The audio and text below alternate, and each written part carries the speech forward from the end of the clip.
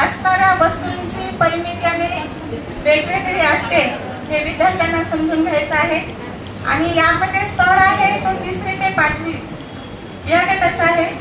आणि या विषयात ही क्षमता आहे की समान क्षेत्रफळ असणाऱ्या आकारांची परिमिती वेगवेगळी असू शकते हे विद्यार्थ्यांना, आणि समान परिमिती असणाऱ्या आकारांचे क्षेत्रफळ पण वेगवेगळे असू शकते ही क्षमता विद्यार्थ्यांना प्राप्त करून द्यायची आहे।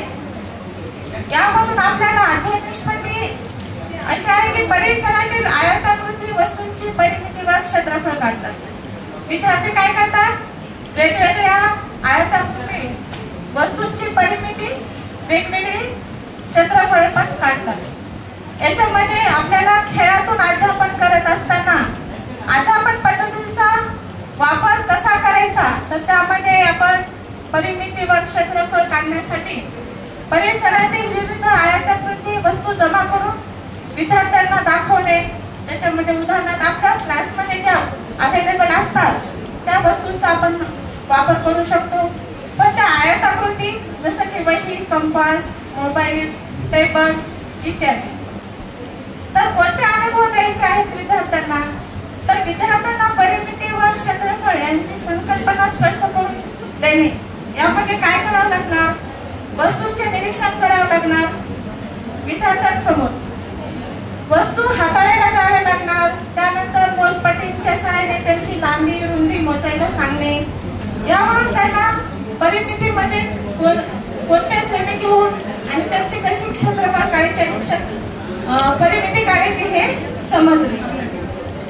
आता क्षमता प्राप्तीचे मूल्यमापन करताना काय करावं लागणार की वर्गातील विविध आयताकृती वस्तू, उदाहरणार्थ तुम्हाला सांगितलं मी की फळा वही जे अवेलेबल आहेत त्या वस्तूंचे मोजमाप करून विद्यार्थी परिमिती व क्षेत्रफळ काढतात, प्रत्यक्षात काढून दाखवतात आणि ती हाताळण्यासाठी त्यांना अजिबात भीती वाटणार नाही, कारण त्या आपल्या रोजच्या दैनंदिन वापरातील वस्तू आहेत। वेगळ्या वस्तू दिल्या किंवा वेगळ्या संकल्पना सांगितल्या तर ते त्यांना अवघड जाते।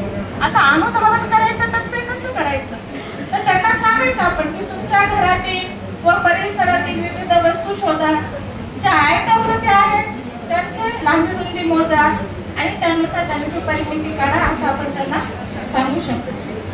त्यानंतर कृतीयुक्त अध्ययन करताना आपण अध्यापन पद्धतीचा वापर कसा करायचा, तर आपण मुलांचे गट तर करतो, सर्वच करतो आपण, परंतु वेगळं काय करतात, त्यांना फक्त आपण सुलभतेची भूमिका मांडायची आहे आणि जशा पद्धतीने त्यांना वस्तू हाताळायची हाताळू द्यायची आहे।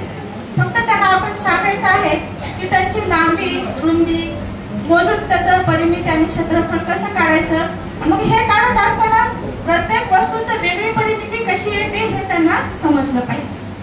आता कोणते अनुभव द्यायचे, तर दिलेल्या वस्तूंमधील समान क्षेत्रफळ असणाऱ्या वस्तूंचे वर्गीकरण करायला लागेल, म्हणजे त्यांना ते समजून जाईल, कारण स्वतःहून शिकतील मुलं आपण सांगण्यापेक्षा।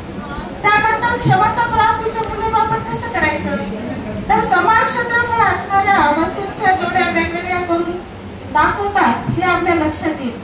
मुलं पहा तुम्ही खेळत खेळतच आपल्याला परिमिती सांगतील आणि क्षेत्रफळ सुद्धा सांगतात, म्हणजे विषय हा फक्त शिकण्याचा नाही तर आनंददायक खेळातून कृतीतून शिकण्याचा। त्यामध्ये अनुधावनात मोजपट्टीच्या सहाय्याने वस्तूंची लांबी रुंदी मोजून ते स्वतः त्यांच्या घरात तशी कृती करून पाहतील आणि वेगवेगळ्या वस्तू हाताळून समान क्षेत्रफळ असणाऱ्या वस्तूंची परिमिती वेगळी असते हे ते समजून घेतील। आम्हाला हे गटकार्य सादर